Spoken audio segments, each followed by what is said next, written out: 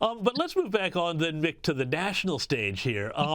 One of the things that I'm finding absolutely fascinating, possibly because I spend a little too much time on Twitter, is the way that the Trump and the DeSantis camps are just absolutely going at it now, hammer and tongs. And Trump is going after DeSantis. DeSantis is going on Trump, but also Trump this week turned on his ex-press secretary, Kayleigh McEnany, and accused her of sharing inaccurate poll numbers during an appearance on Fox News. Here was his post. He says, Kayleigh Milquetoast McEnany just gave out the wrong poll numbers on Fox News. I am 34 points up on the sanctimonious, not 25. Well, 25 is great. It's not 34. She knew the number was corrected upwards by the group that did the poll. The rhinos and globalists can have her. Fox News should only use real stars, blah, blah, blah. Mick, I mean, every time people start to say on the Republican side, yeah, well, it's just got to be Trump again, he seems to go off on one of these rants here and turns, I think, an awful lot of people off. What do you think is happening? He attacked me for the same reason when I said that he lost the 2020 election. That I expected. I know Donald Trump fairly well. I never expected this. No one has been a stronger defender of Donald Trump than Kayleigh McEnany. In fact, since that statement has come out, Kayleigh has been on TV in this country still defending Donald Trump, despite the fact that he attacked her and despite the fact that he spelled milquetoast wrong. I was stunned by this one. What I think people are starting to realize, James, is that Donald Trump's concept of loyalty is not the same as yours and mine. Donald Trump's concept of loyalty is you can be loyal to him, and he will allow you to be loyal to him. And I don't say that lightly, because sooner or later, everybody who might go to work for him in his campaign, might go to work for him if he was to win in 2024, has got to realize that you're a short timer. It's only a matter of time before Donald Trump turns on you as well, and it's going to get harder and harder for him to find good people to work with him. Yeah, and I mean, that staffing issue, that was, I think, one of the things that really was tough for him, was because he chased so many people away. But he's also been attacking Ron DeSantis, and Ron DeSantis has been now fighting back over the issue of each state's response to COVID. Trump is president and Ron DeSantis is governor of Florida. Have a look at what Ron DeSantis had to say here. So look, I'm going to respond to attacks.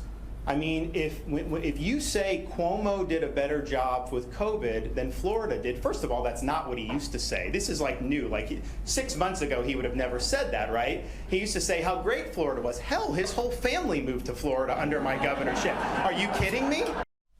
Mick, this comes after Donald Trump said that New York did a better job than Florida, essentially, on COVID, which I don't think anybody believes. Is Ron DeSantis right to hit back, or are they just going to get stuck in the mud here over a pandemic that everybody just wants to forget? Yeah, it's a really good question. It's not about the pandemic that everybody wants to forget. It's a question of there's a saying in American politics is that you don't get down in the mud with pigs because they like it, and all you do is get dirty, right? And you have to ask yourself, is Ron DeSantis doing the right thing by sort of going toe-to-toe with Donald Trump? I happen to think he's not. I think his better play would be to say, I'm the same policies as Donald Trump without the baggage. I'm Donald Trump without the porn star hush money payments, okay? You can poke him without trying to punch him in the face. Keep in mind, there's rumor here that Chris Christie is going to announce for president next week. I'm actually in New York City as we're doing this, and I'm meeting with Chris Christie tomorrow.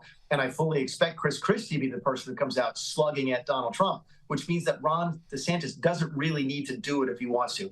He's going down this path. It'll be curious to see if it's what the voters in Iowa and New Hampshire, those two early states, like.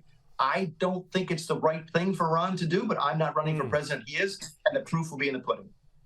Finally, Mick, let's bring it back to where we started. Joe Biden and his run for re-election, assuming he does, as we talked about. But leaks have come out that he plans to tap, quote, an expansive stable of friends and allies to go where he can't, say what he won't, and be what he'll never be. This, according to NBC News. Is this a wise strategy, essentially this campaign by proxy? Is this a new version of campaigning from the basement? Yeah, he doesn't have a choice, because that's right. Keep in mind, and you're absolutely right, the campaign from the basement is the right analogy. You had an excuse to do that in 2020 because of COVID. People did not consider it to be unusual. In fact, many people considered it to be safe. So you had the cover of the pandemic to explain why you were in your basement. Literally, by the way, that's not just throwing away terms. He actually sat in his basement and campaigned from there. He can't do that anymore, and the Democrats know it. And he's never been a good campaigner anyway. The man is a gaffe machine, and that's not just because he's getting older. He's been a gaffe machine since he was in his 40s. So no, this is going to be a problem. You can't campaign by surrogates, especially in some of these smaller swing states. Okay, states like Wisconsin, states like Iowa. Those are folks who want to see the candidate in person, shake the hands, look them in the eye. They take their responsibility as voters very seriously in those states. And if you aren't there pressing the flesh, you will pay a price for it electorally. So no, it's a very, very dangerous thing for the Democrats to do.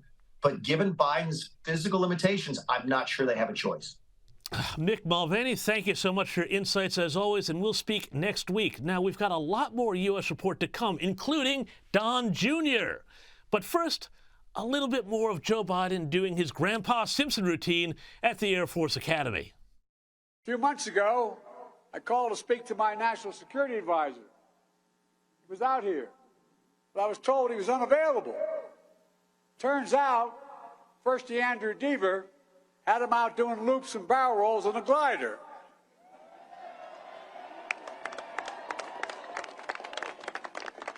I asked if I could do that today, and the Secret Service said, no, we'll have to shoot it down. What's he talking about? I got no idea.